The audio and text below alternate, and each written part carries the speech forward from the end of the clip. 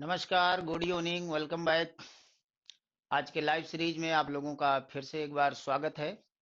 सभी लोग जल्दी से जुड़ जाएं और फिर लाइव क्लास को हम लोग आगे बढ़ाते हैं। आज के सेशन में हम लोग केंद्रीय मंत्रिमंडल से रिलेटेड टॉप 20 क्वेश्चन को करेंगे। तो सभी लोग जल्दी से जुड़ जाएं और फिर हम लोग टॉपिक को आगे बढ़ाएं और देखते हैं आज के टॉप 20 क्वेश्चन में क्या महत्वपूर्ण क्वेश्चन होने वाले हैं। आज का सीरीज आपके लिए इम्पोर्टेंट होने वाला है। सेशन आपका स्टार्ट हो चुका है, सारे लोग जल्दी से जुड़ जाएं। साउंड का कंडीशन क्या है, जल्दी से कमेंट करके बताएं। क्या साउंड सबको ठीक से मिल पा रहा है? सभी लोगों को एक साथ गुड इवनिंग, स्वागत है सभी लोगों का। सभी लोग जल्दी से जुड़ जाएं। आज के टॉप 20 क्वेश्चन में भारत के प्रधानमंत्री और उसके मंत्रिमंडल, साथ में उपराष्ट्रपति से संबंधित कुछ महत्वपूर्ण क्वेश्चंस होंगे। तो सभी लोग जल्दी से जुड़ें और टॉपिक को हम लोग स्टार्ट करते हैं। आज के सेशन में भी हम लोग टॉप 20 क्वेश्चन देखेंगे। सभी लोगों को गुड इवनिंग, सबका स्वागत है एक साथ। साउंड क्या सबको ठीक से मिल पा रहा है? Very good. तो चलिए आज के सेशन को हम लोग स्टार्ट करते हैं और देखते हैं आज का हमारा पहला क्वेश्चन क्या बनता है। और आज देखेंगे टॉप 20 में से सबसे ज्यादा क्वेश्चन कौन करता है और सबसे पहले आंसर कौन देता है। तो चलिए आज के क्वेश्चन को हम लोग स्टार्ट करते हैं और देखते हैं आज का पहला क्वेश्चन। पहला क्वेश्चन है, भारत के प्रधानमंत्रियों में से कौन अपने कार्यकाल में संसद में कभी उपस्थित नहीं हुआ? बहुत अच्छा क्वेश्चन है। क्वेश्चन पूछ रहा है भारत के वे कौन से प्रधानमंत्री थे जो प्रधानमंत्री के पद पर रहते हुए पार्लियामेंट में कभी आए ही नहीं, कभी पार्लियामेंट में उपस्थित ही नहीं हुए। चार नाम दिया गया है: अटल बिहारी वाजपेयी, बीपी सिंह, चंद्रशेखर आजाद, चौधरी चरण सिंह। चार ऑप्शन है आपके पास, जल्दी से आंसर दीजिए। 5 सेकंड है आपके पास आंसर के लिए। देखते हैं सबसे पहला और करेक्ट आंसर किसका आता है। सभी लोगों का स्वागत है, गुड इवनिंग सभी लोगों का। सभी लोग जल्दी से जुड़ जाएं और आज के टेस्ट सीरीज को पूरा करें टॉप 20 क्वेश्चन को। देखते हैं पहला करेक्ट आंसर क्या होगा। तो यहाँ देखिए, अटल बिहारी वाजपेयी, ये करेक्ट आंसर नहीं होगा आपका। तीन तीन बार रहे हैं अटल बिहारी जी भारत के प्रधानमंत्री। बीपी सिंह, ये भी करेक्ट आंसर नहीं होगा। चंद्रशेखर, ये भी करेक्ट आंसर नहीं होगा। इसमें करेक्ट आंसर चौधरी चरण सिंह है। ये जब प्रधानमंत्री बने थे तो बहुत छोटे कार्यकाल के लिए प्रधानमंत्री बने थे, ये अपना बहुमत साबित नहीं कर पाए थे। जब मोरारजी देसाई की सरकार गिरी तो फिर इनको प्रधानमंत्री बनाया गया। ये प्रधानमंत्री की दावेदारी पेश किए थे, लेकिन ये बहुमत साबित करने के पक्ष में नहीं थे। ये जानते थे कि हम बहुमत साबित नहीं कर पाएंगे, इसीलिए इन्होंने 1 महीने पूरा होने से पहले ही अपना त्यागपत्र दे दिया और फिर इनको कार्यवाहक प्रधानमंत्री बना दिया गया, लोकसभा को भंग कर दिया गया और चुनाव की घोषणा कर दी गई। तो अगले 6 महीनों तक लगभग ये प्रधानमंत्री के पद पर थे, लेकिन ये कार्यवाहक प्रधानमंत्री के रूप में थे। तो इनका जो कार्यकाल था इसमें लोकसभा था ही नहीं, लोकसभा का सेशन ही नहीं चल रहा था। तो जब लोकसभा का सेशन चलेगा ही नहीं, सत्र चलेगा ही नहीं, तो संसद में उपस्थित होने का कोई सवाल ही नहीं होता। तो यहाँ पे करेक्ट आंसर क्या हो जाएगा? करेक्ट आंसर हो जाएगा चौधरी चरण सिंह। तो बात क्लियर हो गई होगी। सभी लोग अपना कमेंट देते रहिए।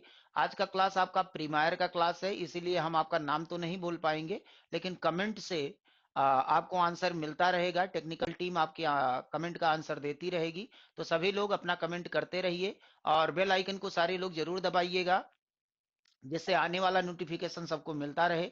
और जिस भी ग्रुप के साथ जो जुड़ा है उस ग्रुप में इस वीडियो को जरूर शेयर करिए और लाइक बटन को जरूर दबाइएगा सारे लोग जुड़ते ही। तो चलिए अगले क्वेश्चन पे चलते हैं हम लोग। आज का दूसरा क्वेश्चन हम लोग देखते हैं। दूसरा क्वेश्चन है, भारतीय राजनीतिक व्यवस्था में कार्यपालिका डॉट डॉट डॉट के अधीन रहकर कार्य करता है। तो कार्यपालिका किसके अधीन रहकर कार्य करता है? तो कार्यपालिका किसके अधीन कार्य करता है? ऑप्शन है न्यायपालिका के, विधायिका के, चुनाव आयोग के या संघ लोक सेवा आयोग के। बहुत अच्छा क्वेश्चन है। जो कार्यपालिका है वो किसके अधीन होती है, मतलब किसके प्रति उत्तरदायी होती है? तो आप जानते हैं। 5 सेकंड है आपके पास, सोचिएगा, आंसर देते रहिए सब लोग। ए बी सी डी में से क्या आंसर होगा, क्वेश्चन नंबर के साथ आंसर दीजिएगा। तो आप जानते हैं कि जो कार्यपालिका होती है ये सामूहिक रूप से किसके प्रति उत्तरदायी होती है? यहाँ कार्यपालिका का मतलब प्रधानमंत्री और उसका मंत्रिमंडल है, यानी सरकार है। तो सरकार किसके प्रति उत्तरदायी है? लोकसभा के प्रति उत्तरदायी है। और लोकसभा किसमें है? विधायिका में है। तो आपका करेक्ट आंसर क्या हो जाएगा? विधायिका हो जाएगा। इसमें न्यायपालिका करेक्ट नहीं होगा, चुनाव आयोग नहीं होगा, संघ लोक सेवा आयोग नहीं होगा। इसमें करेक्ट आंसर क्या हो जाएगा? विधायिका हो जाएगा। भारत में जो सरकार है वो लोकसभा के प्रति उत्तरदायी होती है, संसद में विधायिका के प्रति उत्तरदायी होती है। तो करेक्ट आंसर क्या बनेगा? करेक्ट आंसर हो जाएगा विधायिका। बात क्लियर हो गई होगी, काफी लोगों का आंसर करेक्ट आ रहा है।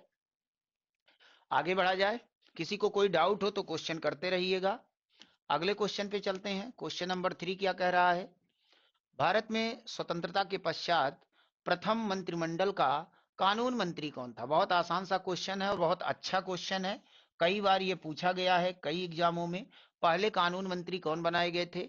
ऑप्शन में के एम मुंशी है, एसपी मुखर्जी हैं, बलदेव सिंह हैं और बी आर अम्बेडकर हैं। 5 सेकंड है, आंसर तो सबको पता होगा, मिल ही गया होगा। करेक्ट आंसर क्या बनेगा? क्वेश्चन नंबर 3 का करेक्ट आंसर क्या होगा? बिल्कुल सही आंसर आ रहा है। तो इसका सही आंसर हो जाएगा बी आर अम्बेडकर। इसमें सोचना ही नहीं है आपको।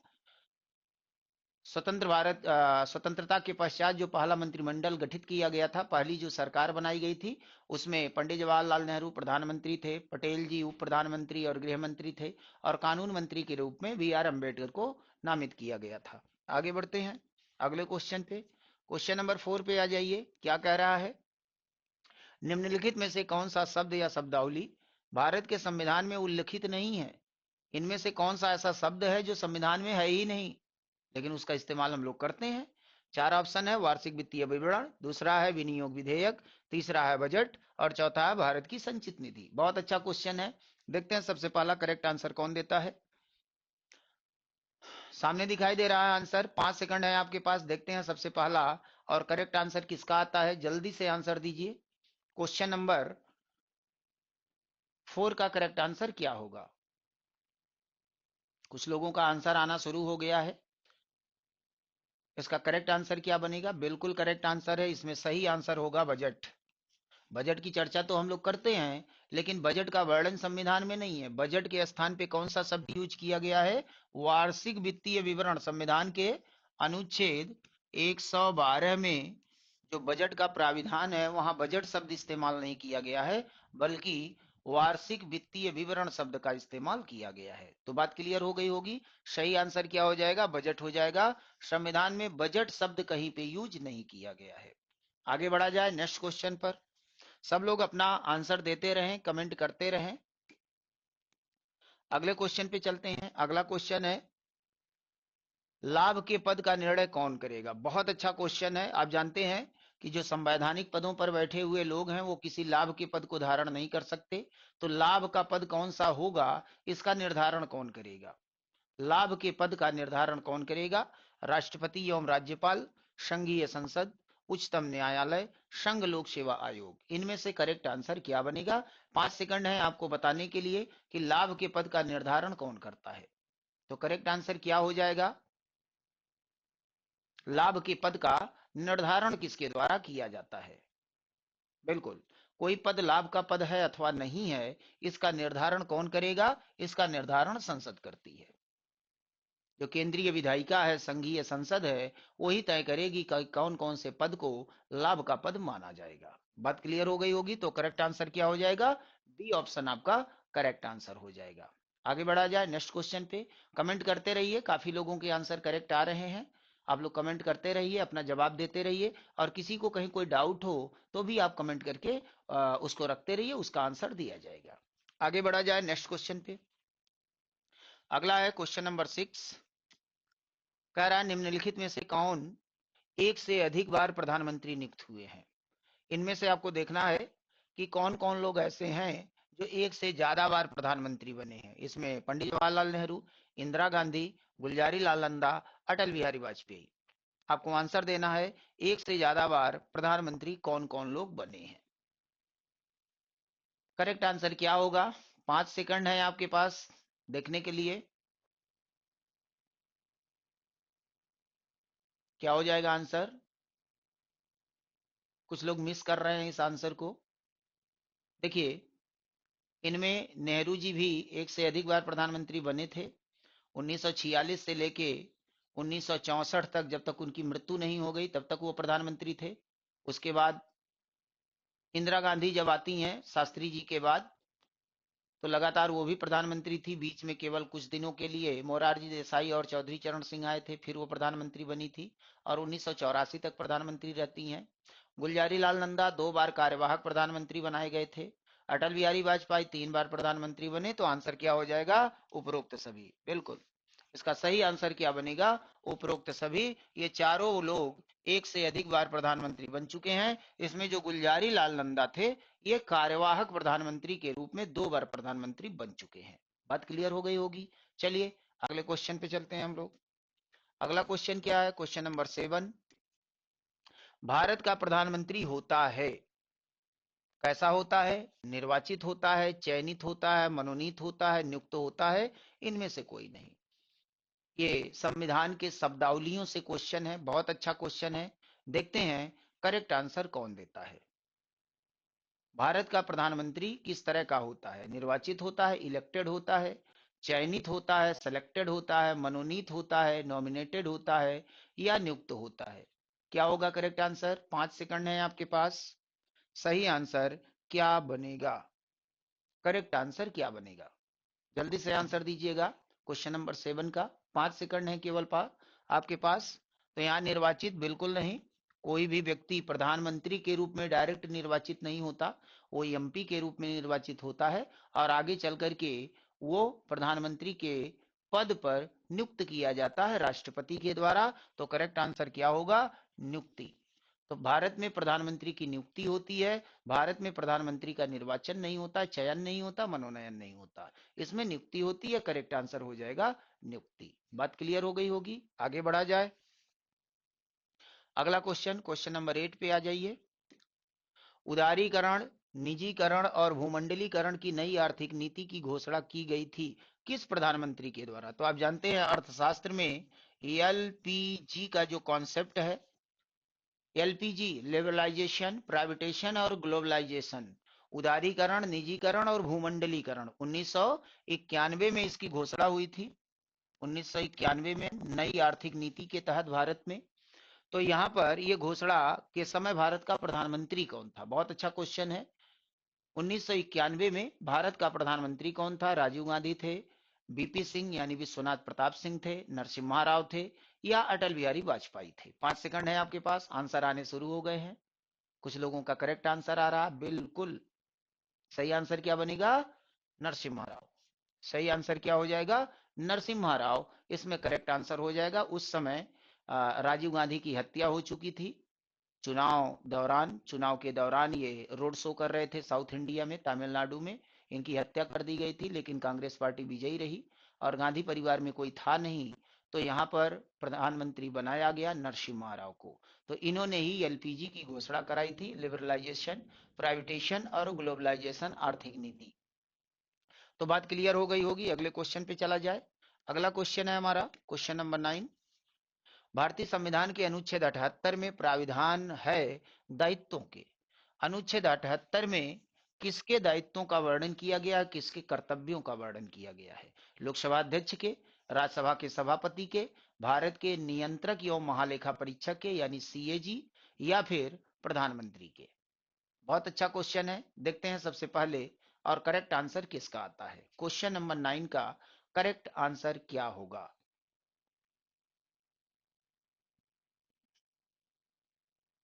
क्वेश्चन नंबर 9, जल्दी से आंसर दीजिए सारे लोग। सभी लोगों को गुड इवनिंग। एक साथ सारे लोगों को जुड़ने के लिए अपने अपने ग्रुप में शेयर करते रहिए वीडियो को और लाइक बटन को जरूर दबाइएगा सारे लोग। क्वेश्चन नंबर 9 का करेक्ट आंसर क्या होगा? अनुच्छेद 78 में किसके दायित्वों के प्राविधानों का वर्णन है? बिल्कुल करेक्ट आंसर क्या बनेगा? प्रधानमंत्री। सही आंसर क्या हो जाएगा?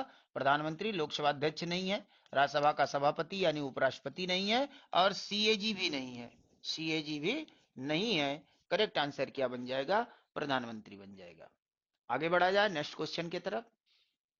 आज का क्लास आपका प्रीमायर है, इसलिए हम आपका नाम नहीं बोल पा रहे हैं, लेकिन सारे लोग कमेंट करते रहिएगा और कमेंट के माध्यम से आपको आंसर मिलता रहेगा। चलिए अगले क्वेश्चन पे चलते हैं। क्वेश्चन नंबर 10 पे आ जाइए। क्वेश्चन नंबर 10 क्या कह रहा है? संसदीय शासन में वास्तविक कार्यपालिका शक्ति किसके पास होती है? संसदीय शासन प्रणाली में वास्तविक कार्यपालिका शक्ति किसके पास होती है? तो जैसा कि हमने आपको बताया था कि संसदीय शासन प्रणाली में कार्यपालिका दो प्रकार की होती है। एक होता है संवैधानिक कार्यपालिका और एक होता है वास्तविक कार्यपालिका। तो जो संवैधानिक कार्यपालिका है उसको नाम मात्र की कार्यपालिका भी कहा जाता है, और भारत में राष्ट्रपति नाम मात्र की कार्यपालिका या संवैधानिक कार्यपालिका है, और भारत का प्रधानमंत्री वास्तविक कार्यपालिका कहलाता है। तो करेक्ट आंसर क्या हो जाएगा? बी ऑप्शन आपका करेक्ट हो जाएगा, यानी प्रधानमंत्री। इसमें संसद नहीं होगा, ये तो विधायिका है। राष्ट्रपति नहीं होगा, संवैधानिक कार्यपालिका है। और नौकरशाही नहीं होगा, ये तो प्रशासनिक तंत्र है। तो करेक्ट आंसर क्या बनेगा? करेक्ट आंसर हो जाएगा प्रधानमंत्री। बात क्लियर हो गई होगी, काफी लोगों का आंसर करेक्ट आ रहा है। आगे बढ़ा जाए नेक्स्ट क्वेश्चन की तरफ। अगला क्वेश्चन क्या है हमारा? क्वेश्चन नंबर 11 पे आ जाइए। क्वेश्चन नंबर 11 क्या कह रहा है? भारतीय संविधान के निम्नलिखित प्राविधानों में से कौन सा प्राविधान मंत्रिपरिषद की नियुक्ति तथा पदच्युत को विवेचित करता है? ठीक ना?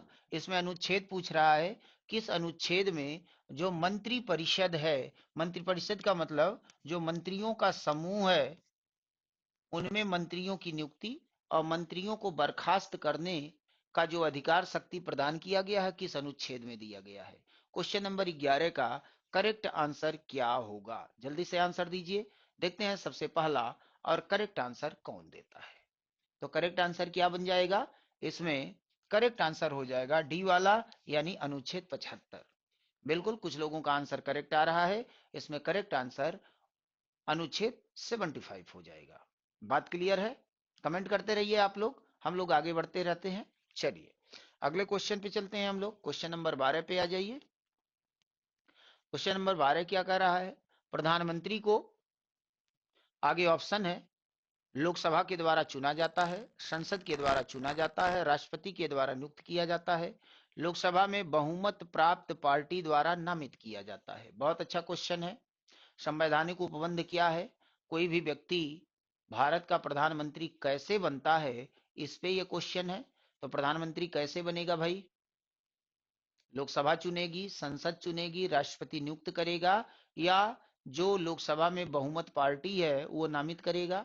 तो करेक्ट आंसर क्या होगा? इस पे बात हो चुकी है हम लोगों की। तो इसका करेक्ट आंसर क्या बन जाएगा? इसका करेक्ट आंसर हो जाएगा कि इसको राष्ट्रपति के द्वारा नियुक्त किया जाता है, यानी ऑप्शन सी इसका सही आंसर हो जाएगा। क्या बनेगा सही आंसर? ऑप्शन सी बन जाएगा। बिल्कुल, अनुच्छेद 75 में इसका वर्णन किया गया है। कहां पे है? अनुच्छेद 75 में इसका वर्णन किया गया है। बात क्लियर हो गई होगी। राष्ट्रपति नियुक्त करता है प्रधानमंत्री को, लोकसभा में बहुमत दल के नेता को। तो सही आंसर सी बनेगा, डी नहीं होगा। इसका सही आंसर सी हो जाएगा। आगे बढ़ा जाए नेक्स्ट क्वेश्चन पर। क्वेश्चन नंबर 13 पे आ जाइए। क्या कह रहा है? मंत्रिपरिषद सामूहिक रूप से निम्न में से किसके प्रति उत्तरदायी है? जो कैबिनेट होता है, जो मंत्रिपरिषद है, प्रधानमंत्री और उसका मंत्रिपरिषद है, वो किसके प्रति उत्तरदायी है? प्रधानमंत्री के प्रति, राष्ट्रपति के प्रति, राज्यसभा के प्रति, या लोकसभा के प्रति? बहुत अच्छा क्वेश्चन है, सिंपल सा लेकिन महत्वपूर्ण क्वेश्चन है। जो कैबिनेट है वो किसके प्रति उत्तरदायी है? जो मंत्रियों का समूह है, उनका उत्तरदायित्व तो किसके प्रति होता है? देखते हैं सबसे पहला और करेक्ट आंसर कौन देता है। सबसे पहला और करेक्ट आंसर किसका आता है? जल्दी से आंसर दीजिए। सही आंसर क्या हो जाएगा इसका?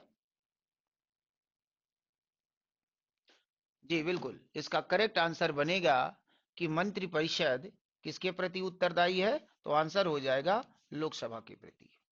लोकसभा के प्रति ही ये उत्तरदायी होते हैं।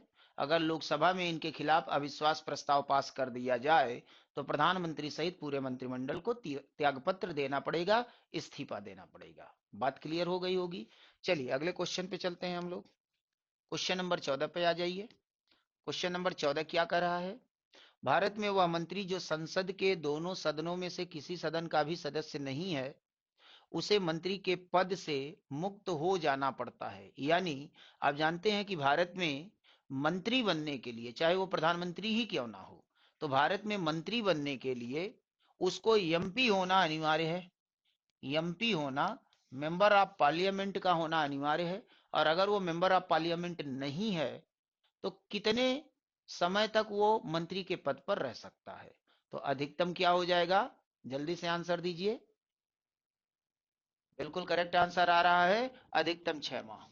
तो 6 महीने के अंदर अगर वो एमपी नहीं बन पाए तो उनको मंत्री के पद से त्याग पत्र देना पड़ेगा, और नहीं त्याग पत्र देंगे तो राष्ट्रपति उनको बर्खास्त कर देगा।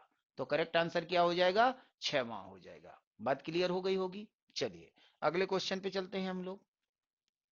कमेंट करते रहें सारे लोग, और वीडियो को अपने अपने ग्रुप में शेयर करते रहें। अगला क्वेश्चन है, निम्नलिखित में से कौन सा एक प्रस्ताव भारत में मंत्रिपरिषद रख सकती है? कौन सा प्रस्ताव भारत में मंत्रिपरिषद रख सकती है, मतलब मंत्रिपरिषद के द्वारा पेश किया जा सकता है संसद में? बहुत अच्छा क्वेश्चन है। ऑप्शन है अविश्वास प्रस्ताव, दूसरा भर्त्सना प्रस्ताव, यानी जिसको बोलते हैं निंदा प्रस्ताव, शब्दों पे मत जाइएगा, निंदा प्रस्ताव, निंदा प्रस्ताव, स्थगन प्रस्ताव, और विश्वास प्रस्ताव। तो आंसर क्या होगा? 5 सेकंड है आपके पास, देखते हैं सबसे पहला और करेक्ट आंसर कौन देता है। क्वेश्चन नंबर 15 का करेक्ट आंसर क्या होगा? बिल्कुल, तो आप जानते हैं अविश्वास प्रस्ताव जो होता है ये विपक्ष के द्वारा रखा जाता है सरकार को गिराने के लिए, और सरकार अपना पक्ष रखने के लिए विश्वास पत्र लाती है। तो सही आंसर क्या हो जाएगा? विश्वास पत्र। ये मंत्रिपरिषद यानी सरकार, प्रधानमंत्री और उसका जो मंत्रिमंडल होता है, अपने आप को बचाने के लिए, अपनी सरकार को बचाने के लिए विश्वास प्रस्ताव लाते हैं, यानी इनके द्वारा ये रखा जाता है, अपने पास रखा जाता है। तो बात क्लियर हो गया होगा, विश्वास प्रस्ताव आपका करेक्ट आंसर हो जाएगा। आगे बढ़ते हैं, क्वेश्चन नंबर 16 पे चलते हैं। क्वेश्चन नंबर 16 क्या कहता है? मंत्रिपरिषद के विरुद्ध अविश्वास प्रस्ताव लाने के लिए लोकसभा के सदस्यों की संख्या कितनी होनी चाहिए? यानी अगर अविश्वास प्रस्ताव लाना है तो मिनिमम कितने सदस्यों की सहमति चाहिए? अगर विपक्ष चाहता है कि सरकार के विरुद्ध अविश्वास प्रस्ताव लाया जाए तो कितने मेंबर होने चाहिए लोकसभा में इस अविश्वास प्रस्ताव को लाने के लिए? बहुत अच्छा क्वेश्चन है। देखते हैं सबसे पहला और करेक्ट आंसर कौन देता है। सबसे पहला और करेक्ट आंसर कौन देता? बहुत अच्छा क्वेश्चन है। 30 सदस्य, 40 सदस्य, 50 सदस्य या 60 सदस्य? कोई एक एमपी अविश्वास प्रस्ताव नहीं ला सकता सरकार के खिलाफ। कुछ सदस्यों का समूह होना चाहिए, सहमति होनी चाहिए, तभी अविश्वास प्रस्ताव लाया जा सकता है लोकसभा में। बात क्लियर हो गई होगी। करेक्ट आंसर क्या बनेगा? बिल्कुल, कुछ लोगों के सही जवाब आ रहे हैं, ऑप्शन होगा सी। कम से कम 50 मेंबर्स होने चाहिए, 50 एमपीज होने चाहिए इस प्रस्ताव को लाने के लिए, तभी यह प्रस्ताव पेश किया जा सकता है लोकसभा में पीठासीन अधिकारी के सहमति के बाद, यानी लोकसभा अध्यक्ष के स्वीकृति के बाद यह अविश्वास प्रस्ताव पेश किया जाएगा। सरकार गिराने के लिए यह लाया जाता है विपक्ष के द्वारा। बात क्लियर हो गई होगी। आगे बढ़ा जाए नेक्स्ट क्वेश्चन पे। क्वेश्चन नंबर 16 पे आ जाइए, 17 पे आ जाइए। हाँ, क्वेश्चन नंबर 17 पे आ जाइए। क्या कह रहा है? मंत्रियों को उनके कार्यकाल के साथ सुमेलित कीजिए। इसमें 5 प्रधानमंत्रियों का नाम दिया गया है। एच.डी. देवगौड़ा, चंद्रशेखर, अटल बिहारी वाजपेयी, इंद्र कुमार गुजराल, विश्वनाथ प्रताप सिंह। इनका कार्यकाल से रिलेटेड क्वेश्चन है। देखते हैं सबसे पहले कौन मिलान कर लेता है क्वेश्चन नंबर 17 का। सही मिलान क्या होगा? क्वेश्चन नंबर 17 का सही मिलान क्या होगा? देखते हैं सबसे पहला करेक्ट आंसर कौन देता है। इसका मिलान करिए।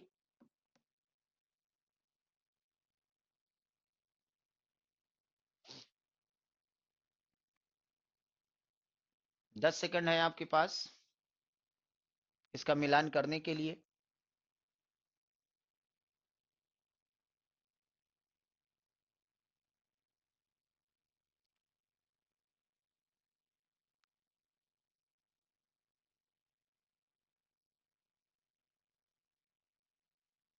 कुछ लोगों का करेक्ट आंसर आ रहा, कुछ लोग मिस्टेक कर रहे हैं। तो इसका सही आंसर बनेगा डी वाला ऑप्शन। जो सही आंसर है वो डी है। इसको जब आप मिलाएंगे तो यहाँ पर ए का थर्ड बनेगा, और बी का फिफ्थ बनेगा, सी का सेकंड बनेगा, डी का फर्स्ट बनेगा, और ई का फोर्थ बनेगा। तो इस तरह से जब आप मिलान करेंगे तो ये आपका सही मिलान हो जाएगा।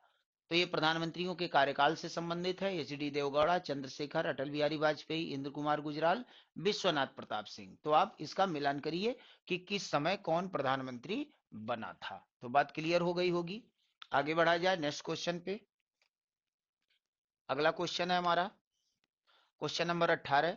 भारत के किस प्रधानमंत्री की मृत्यु देश के बाहर हुई थी? बहुत अच्छा क्वेश्चन है, पॉपुलर क्वेश्चन भी है, बहुत बार पूछा भी है। देश के कौन से प्रधानमंत्री ऐसे हुए हैं जिनकी मृत्यु देश के बाहर हुई थी? जवाहरलाल नेहरू, मोरारजी देसाई, लाल बहादुर शास्त्री, या चौधरी चरण सिंह? बहुत अच्छा क्वेश्चन है। आप लोग जानते हैं कि भारत पाकिस्तान युद्ध के बाद ताशकंद का समझौता हुआ था, जो कि आजकल उज्बेकिस्तान में पड़ता है। पहले वो यूएसएसआर रूस का हिस्सा हुआ करता था। तो वहां समझौते के लिए लाल बहादुर शास्त्री गए हुए थे, और समझौते के बाद रात में ही उनकी मृत्यु हो जाती है। तो यहाँ पे करेक्ट आंसर क्या बन जाएगा? सी वाला, लाल बहादुर शास्त्री। इनकी मृत्यु देश के बाहर हुई थी। बात क्लियर हो गया होगा। आगे बढ़ा जाए नेक्स्ट क्वेश्चन की तरफ। चलिए क्वेश्चन नंबर 19 पे आ जाइए। 19 क्या कह रहा है?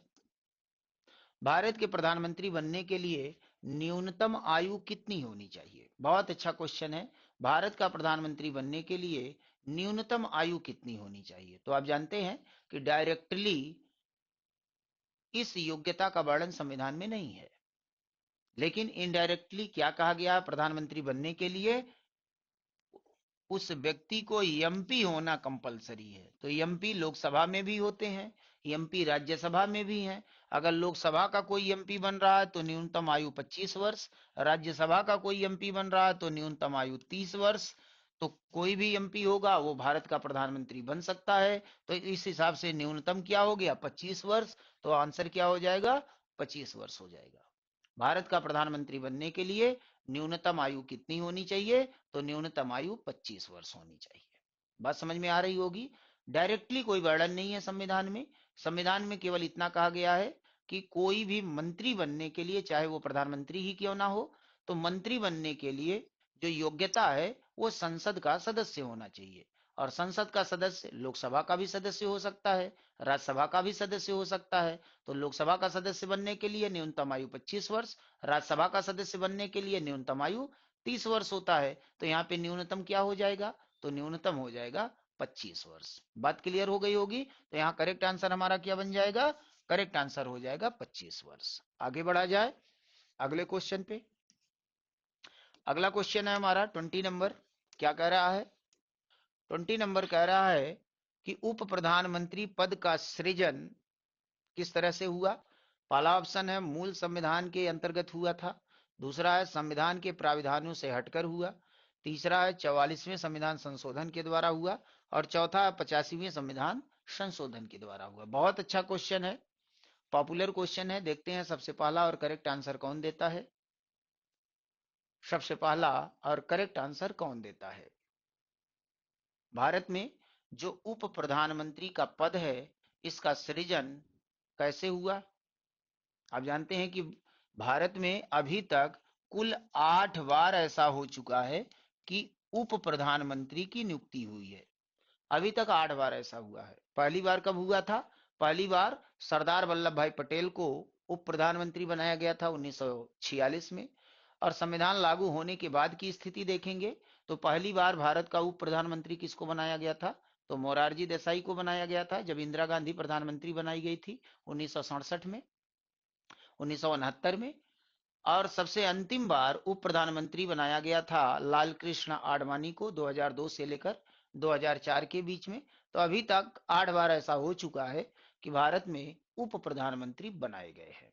तो यहाँ पूछ रहा है कि भारत में उप प्रधानमंत्री पद का सृजन कैसे हुआ है? तो करेक्ट आंसर क्या होगा? बिल्कुल, कुछ लोगों का सही आंसर आ रहा है और सही आंसर होगा बी।